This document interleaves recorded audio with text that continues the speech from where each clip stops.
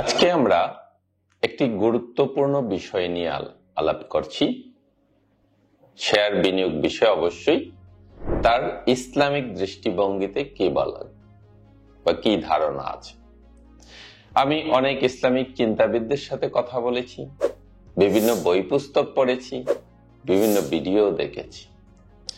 সেইগুলো থেকে যে সার কথাটা পেয়েছি, যেহেতু এটা ব্যবসা, যেহেতু এখানে লাভ লস হয়, সেহেতু শেয়ার ব্যবসা বা শেয়ারে বিনিয়োগ ইসলামিক দৃষ্টিভঙ্গিতে বৈধ।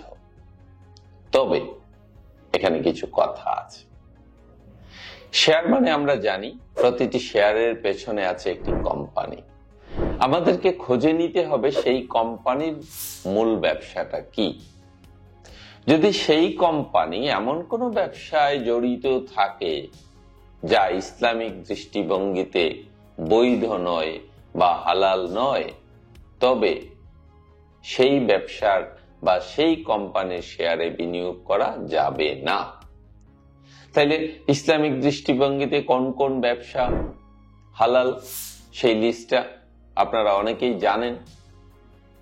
যেমন ধরেন, অ্যালকোহলের ব্যবসা ইসলামিক দৃষ্টিভঙ্গিতে হালাল নয়।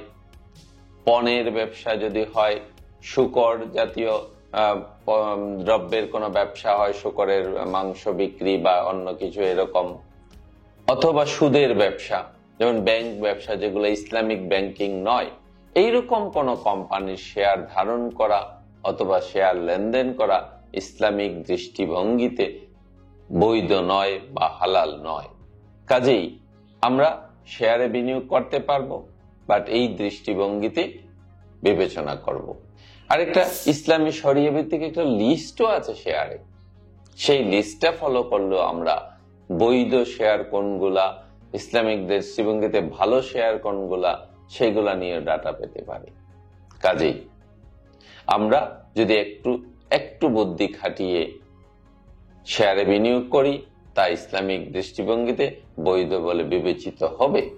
তবে একটা বিষয় নিয়ে গুরুত্ব দিয়ে দেখতে হবে, সেটা হলো কি, ব্যবসাটা বৈধ আছে, কিন্তু আমি এই শেয়ারটা কিনছি একটা উদ্দেশ্য প্রণোদিত হয়ে, যে আমি এই ব্যবসাটাকে সিন্ডিকেট করব এই শেয়ারটা নিয়ে, এবং সিন্ডিকেট করে এটার দাম বাড়াবো, পরে আমি বিক্রি করে দিব লাভ করার জন্য। এইরকম উদ্দেশ্য প্রণোদিত হয়ে যদি শেয়ার ব্যবসাকে জোয়ার পর্যায়ে ফেলে দেওয়া হয়, তবে সেইটাও হালাল ব্যবসার সাথে জড়িত থাকলেও ইসলামিক দৃষ্টিভঙ্গিতে অবৈধ বলে বিবেচিত হবে এবং হারাম বলে বিবেচিত হবে। কাজেই আপনারা যারা বিনিয়োগ করবেন, এই কথাগুলা চিন্তা করে করতে হবে। আরেকটা জিনিস, আমি যেহেতু ব্যাংকে ছিলাম, বিভিন্ন ব্যাংকে, প্রায় 5টা ব্যাংকেই ছিলাম, অনেক বছরের অভিজ্ঞতা। অনেকে আছেন ব্যাংকে আসেন যে দাদা আমি তো ইন্টারেস্ট নেই না, ব্যাংকে টাকা রেখেছি কিন্তু আমি ইন্টারেস্ট নেই না। তো একটা জিনিস আপনাকে খেয়াল রাখতে হবে, আজকের 10 লাখ টাকা 10 বছর পরে 10 লাখ টাকার ভ্যালু থাকে না, অনেক কমে যায়। কাজে আপনি যদি ইন্টারেস্ট না নেন সমস্যা নেই, কিন্তু সেই ক্ষেত্রে কি হচ্ছে, আপনার টাকার ভ্যালু কমে যাচ্ছে, আপনি একটু ফাইন্যান্সিয়ালি লুজার হচ্ছেন। কাজে শেয়ারে বিনিয়োগ করে যদি সেই লসটা আপনি কাভার দিতে পারেন, তাইলে ক্ষতি কি? কাজে এইদিকে একটা সাপোর্ট পাবেন যদি আপনি শেয়ারে বিনিয়োগ করেন।